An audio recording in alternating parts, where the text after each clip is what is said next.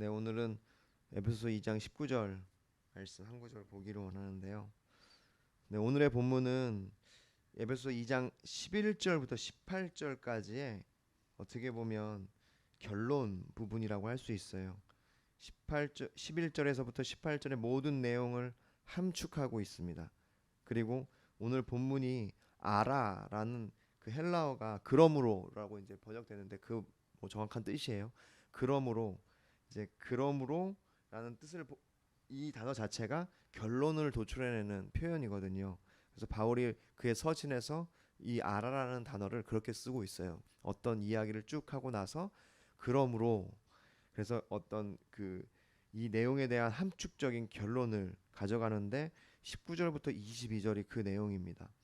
그래서 오늘 본문은 바로 그러한 11절에서 보면은 이제 뭐 그러므로 생각하라 너희는 그때 육체로는 이방인이요 손으로는 육체에 행한 할례를 받은 무리라 칭하는 자들로부터 할례를 받지 않는 우리가 칭함을 받은 자들이라 그때 너희는 그리스도 밖에 있었고 이스라엘 나라 밖의 사람이라 뭐 이런 식으로 그 내용들에 대해서 이제 정리를 하는 부분입니다.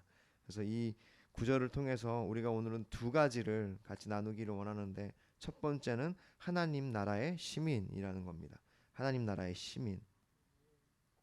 이 에베소서 2장 12절 말씀에 보면은 그때 너희는 그리스도 밖에 있었고 이스라엘 나라 밖의 사람이라 약속의 언약들에 대하여는 외인이요 세상에서는 소망이 없고 하나님도 없는 자이더니 네, 이 말씀에서 약속에 대해서 외인이었지만 이제는 이 본문에서 외인이 아니다라고 얘기하고 있어요. 같은 단어를 쓰고 있는 거거든요. 그때 외인이었다라고 얘기한다면 이제는 외인이 아니다라고 얘기하는 거예요. 외인도 아니고 나그네도 아니요. 이제는 오직 시민이다. 근데 시민인데 어떤 시민이냐? 성도들과 동일한 시민이다. 지금 이 바울이 그 12절에 썼던 단어를 그대로 옮겨오면서 이제는 정리를 하고 있는 거예요.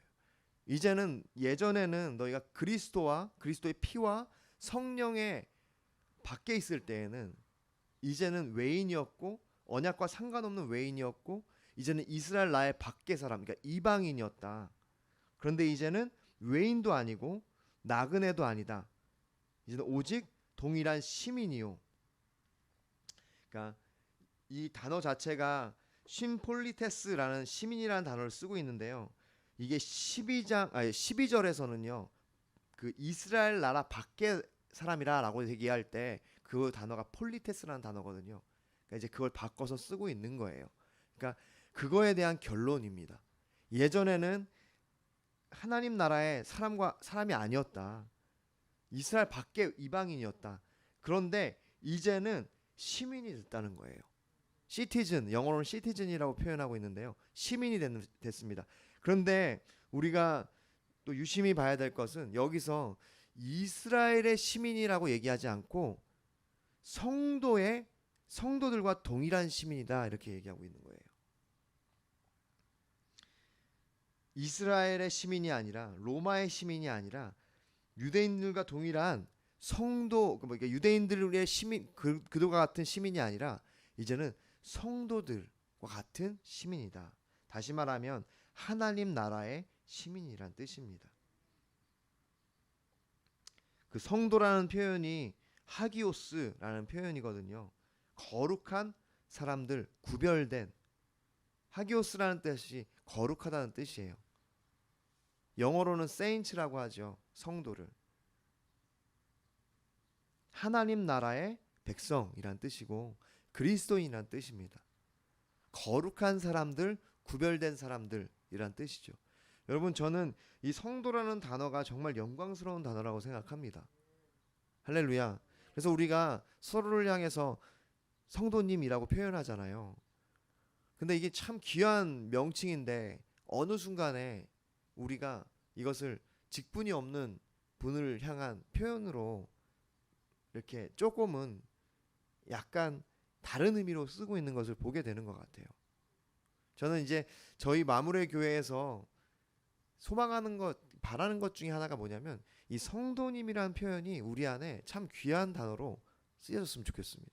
그래서 우리는 서로가 어떤 집사님, 저도 그렇고요. 목사님, 뭐 장로님 이런 표현으로 듣는 것보다 성도님이라는 표현이 우리 안에 서로에게 귀한 것으로 작용했으면 좋겠다. 이런 마음이 있습니다. 그래서 우리가 누군가를 성도님 했을 때 저 집사님인데 왜 성도님이라고 부르지? 이러지 않고 오히려 성도님이라고 했을 때 그것이 우리 안에 참 귀한 표현으로 그렇게 됐으면 좋겠다 이런 마음이 많이 있습니다.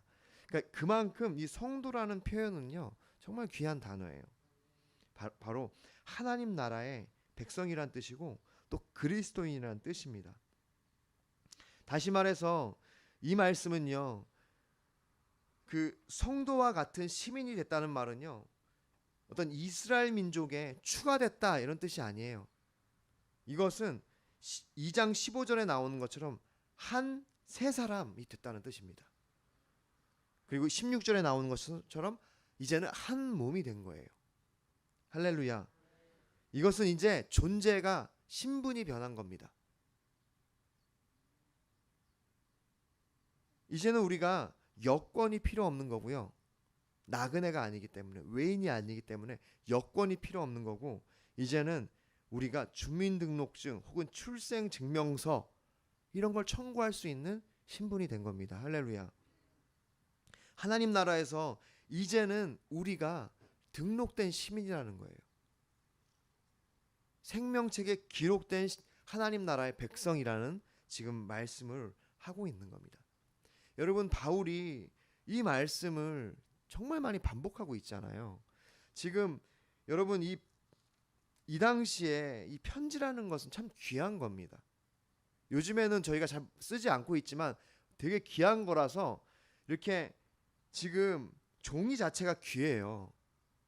그래서 이렇게 메시지를 쓰는 것 자체가 너무도 중요한 내용을 쓰는데 지금 사도 바울이 1장에서 2장부터 지금 우리의 신분이 어떻게 변했는지를 계속 설명하고 있거든요. 여러분, 이것이 바울이 에베소 교인들에게 전해주고 싶었던 내용이었어요. 딱 한마디로 여러분 하나님 나라의 시민입니다 끝내지 않았어요. 어떻게 우리가 시민이 됐고 어떤 상황에서 우리가 이 은혜를 입었고 이것이 우리의 힘이나 능력이 아니라 오직 그리스도의 피와 성령의 능력으로 된 것임을 굉장히 강력하고 자세하게 설명하고 있다는 것입니다. 할렐루야. 왜냐하면 이것이 우리 가운데도 이 오늘날 이 성경을 읽는 우리 가운데 그만큼 중요하기 때문입니다. 어떻게 우리가 이제는 여권이 필요 없는 나그네가 아니라 이제는 우리가 하나님 나라의 시민이 됐는지를 지금 설명하고 있는 거예요. 그러므로 여러분, 이제는 우리가 그 소속과 신분이 변했다는 것을 여러분 정말 마음속에 새기시기를 바랍니다. 이제는 우리가 외인도 아니요, 이제는 이스라엘 나라의 밖의 사람도 아니고 이제는 시민이 되었습니다. 하나님 나라의 시민, 성도가 되었다는 거예요.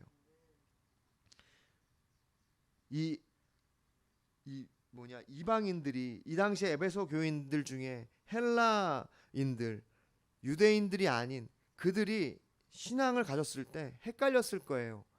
분명히 성경은 이스라엘 사람들로 하여금만 선택받았다고 했는데 나는 뭔가? 그들에게 지금 바울이 확실하게 설명해 주고 있는 겁니다. 여러분은 이제 한 세 사람이다. 이스라엘 유대인이고 이방인이고 그리스도의 피와 성령 안에서 한 세 사람이다. 여러분, 우리 안에도 동일한 마음이 있어요. 나는 자격이 없는 것 같은데, 나는 계속 뭔가 내 삶의 죄로 말미암아 내가 그러한 삶을 살고 있지 못하는 것 같은데, 그런데 그런 우리를 향하여 얘기하고 있는 거예요. 이제는 그리스도의 피와 성령으로 말미암아 한 세 사람, 성도다, 시민이다 말씀하고 있는 겁니다. 할렐루야. 여러분, 이 말씀을 마음속에 새기시기를 바랍니다. 하기오스, 성도. 우리는 이제 하나님 나라의 성도입니다. 두 번째로 하나님의 권속이라고 말씀하고 있습니다. 오늘 본문은 그렇게 얘기하고 있죠. 하나님 나라의 권속이라고. 오직 성도들과 동일한 시민이요 하나님 나라의 권속이라.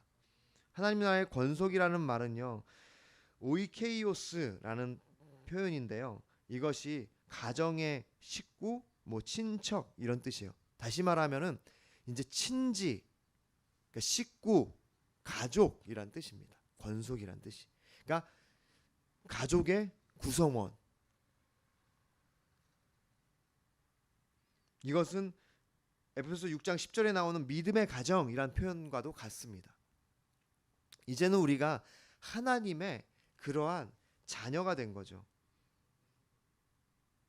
에베소서 1장 5절에서 이 내용에 대해서 바울은 한번 예시를 준 거예요. 양자됨의 비유를 했잖아요. 우리가 다 아들들이 됐다고. 바로 그 표현입니다.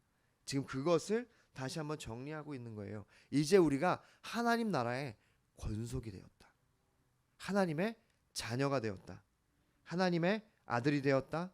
하나님과 아들, 딸. 그러니까 아들이란 표현은 자녀란 뜻이에요. 성별을 뜻하는 것이 아닙니다. 그것은 신분을 뜻하는 거예요. 이제는 상속자가 되었습니다. 할렐루야. 로마서 8장 12절부터 17절. 그러므로 형제들아 우리가 빚진 자로 내 육신에게 져서 육신대로 살 것이 아니라 너희가 육신대로 살면 반드시 죽을 것이로되 영으로서 몸의 행실을 죽이면 살리니 무릇 하나님의 영으로 인도함을 받는 사람은 곧 하나님의 아들이라. 여기서도 그 아들 성별을 얘기하는 것이 아니라 자녀라는 뜻입니다. 너희는 다시 무서워하는 종의 영을 받지 아니하고 양자의 영을 받았으므로 우리가 아빠 아버지라고 부르짖느니라. 할렐루야. 이제 우리가 성령으로 인하여 양자의 영, 성령은요 양자의 영입니다. 우리를 이제 상관없는 외인이었는데 그 성령이 오시면 우리로 하여금 자녀를 삼아 주시는 거예요. 우리가 이제 그래서 그 자녀됨으로 말미암아 어떻게 부를 수 있어요? 아빠 아버지라고 부를 수 있습니다. 여러분 우리가 방금 찬양을 불렀죠. 아바 아버지. 성령이 계시기 때문에 성령이 우리로 하여금 그 아들됨을 증거하기 때문에 이 보면은 16절에 성령이 친히 우리의 영과 더불어 우리가 하나님의 자녀인 것을 증언하시느니라. 증언하셨기 때문에 우리가 이제는 아빠 아버지라고 부를 수 있는 것입니다. 오늘 이 성경 에베소서 2장 19절은요 그걸 말씀하고 있는 거예요. 이제 여러분은 하나님의 자녀다. 예전에는 세상에서 하나님도 없이 살았던 여러분이 이제는 하나님의 자녀가 됐다. 이렇게 말씀하고 있는 겁니다. 우리는 이제 하나님의 자녀입니다. 무엇으로요? 예수 그리스도의 피와 성령으로 말미암아 하나님의 자녀가 되었어요. 그래서 이 18절에서 그렇게 얘기했잖아요. 그 18절 이는 그로 말미암아 우리 둘이 한 성령 안에서 아버지께 나아감을 얻게 하려 하심이라. 아버지께 나아간다는 것이 자녀가 된다는 표현이잖아요. 이것은 탕자가 다시 아버지께로 돌아와서 아들의 신분을 회복하는 것과 같습니다. 이 탕자는 이 누가복음의 둘째 아들은 아버지께 돌아오면서 이제 나는 아들의 자격이 없고 종들의 하나로 써 주시옵소서.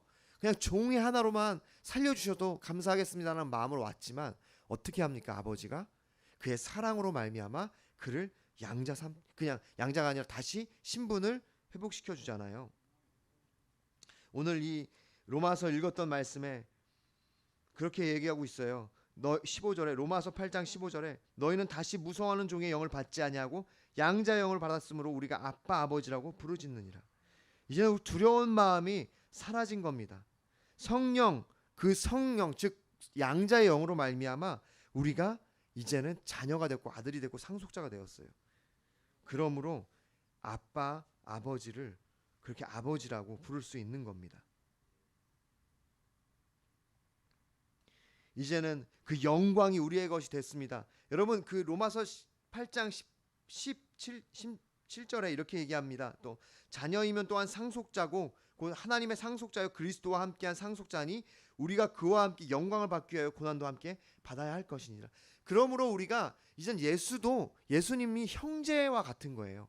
우리가 하나님의 자녀가 되기 때문에 예수님은 하나님의 아들이시자 또한 하나님이시기 때문에 우리의 이제 우리가 섬기는 하나님이기도 하지만 우리의 형제 자매가 된 겁니다. 그래서 우리가 동일한 상속자라고 얘기해요. 그러면서 더불어 생각하건대 그렇게 얘기하고 있죠. 생각하건대 현재의 고난은 장차 우리에게 나타날 영광과 비교할 수 없으니라. 여러분 우리가 상속자라는 말은요 그 영광에 참여할 자가 된 거예요. 그런데 예수 그리스도가 고난을 받았기 때문에 우리도 고난을 받을 것이라고 얘기하는 겁니다. 그러나 이 로마서 8장 하반절에 보면, 하반절에 가서 이제 그 놀라운 고백이 나오는데, 내가 확신하노니 사망이나 생명이나 천사들이나 권세자들이나 현재이나 장래이나 능력이나 높음이나 깊음이나 다른 어떤 피조물이라도 우리를 우리 주 그리스도 예수 안에 있는 하나님의 사랑에서 끊을 수 없으리라. 아멘. 여러분, 이 말씀이 뭐냐면 양자의 영으로 우리가 자녀가 됐다는 거예요. 이제는 우리가 아빠 아버지라고 부른다는 겁니다. 그런데 그렇기 때문에이기도 하고요. 우리의 삶에 그래서 꽃길이 아니라 고난이 올 거라고 얘기하고 있어요.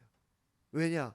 우린 예수 그리스도 형제이기 때문에 예수 그리스도가 받은 고난을 우리도 받게 될 것이라고 얘기하고 있습니다. 그러나 우리에게 이 로마서 8장 39절에 그렇게 얘기하잖아요. 우리를 격려하는 거예요. 높음이나 기쁨이나 다른 어떤 피조물이라도 우리를 우리 주 그리스도 예수 안에 있는 하나님의 사랑에서 끊을 수 없으리라. 할렐루야. 그러므로 하나님의 자녀가 됐다는 것은요, 여러분, 아픔이 없다는 얘기가 아닙니다. 어려움이 없다는 얘기가 아니에요. 우리가 이제는 아버지를 의지할 수 있다는 얘기입니다. 그래서 시편 기자가 34편 8절에 그렇게 얘기하는 거예요. 너희는 여호와의 선하심을 맛보아 알지어다. 그런데 뭐라고 얘기하고 있어요? 그러니까 앞으로 행복한 일만 있을 거다라고 얘기하지 않고 그에게 피하는 자는 복이 있다. 할렐루야. 하나님의 자녀가 됐습니다. 바울이 얘기하는 거예요. 그의 결론이에요. 이제 우리는 하나님 나라의 성도가 되었고 그의 아들과 딸이 되었습니다. 이제 우리는 아빠 아버지라고 부를 수 있어요. 뭐로 말미암아? 그리스도의 피와 성령으로 말미암아. 그렇기 때문에 우리에게 고난이 올 거예요. 그런데 이 고난은요, 장차 우리가 받게 될, 우리가 누리게 될 영광과 비교할 수 없다고 말씀하고 있습니다. 그렇기 때문에 우리에게 어떠한 고난이 오더라도 내가 확신하노니 사망이나 생명이나 천사들이나 권세자들이나 현재이나 장래이나 능력이나 높음이나 기쁨이나 다른 어떤 피조물이라도 우리를 우리 주 그리스도 예수 안에 있는 하나님의 사랑에서 끊을 수 없으리라. 너희는 여호와의 선하심을 맛보아 알지어다. 그에게 피하는 자는 복이도다. 이 얼마나 놀랍습니까? 그 시편 기자가 고백했던 그 고백을 지금 동일하게 바울이 하고 있는 거예요. 에베소를 통해서 이 에베소 교인들에게 하는 것이고, 여러분, 그것은 동일하게 로마서 8장에 나와 있는 내용과 같은 겁니다. 할렐루야. 여러분, 그러므로 하나님을 더욱 의지하십시오. 우리가 자녀가 됐다는 것은요, 하나님 나라의 성도가 됐다는 것은요, 다른 것 없습니다. 예수 그리스도의 피와 그 성령으로 말미암아 우리가 모든 순간에 하나님을 의지할 수 있는 거예요. 하나님을 붙들 수 있는 거고, 모든 순간에 하나님의 선하심을 맛보아 알기 시작할 수 있는 겁니다. 할렐루야. 여러분, 바울이 살았던 삶이 바로 그 삶이었어요. 바울은 지금 그것을 당당하고 감사함으로, 기쁨으로 에베소 교인들에게 지금 소개하고 있는 겁니다. 동일하게 우리에게도 알려주고 있습니다. 그 삶으로 초대하고 있습니다. 할렐루야. 우리 모두가 그 귀한 성도의 삶을, 자녀의 삶을, 아버지를 의지하는 삶을, 하나님의 선하심을, 좋으심을 맛보아 알아가는 삶을 살게 되시기를 축복합니다. 아멘. 기도하겠습니다.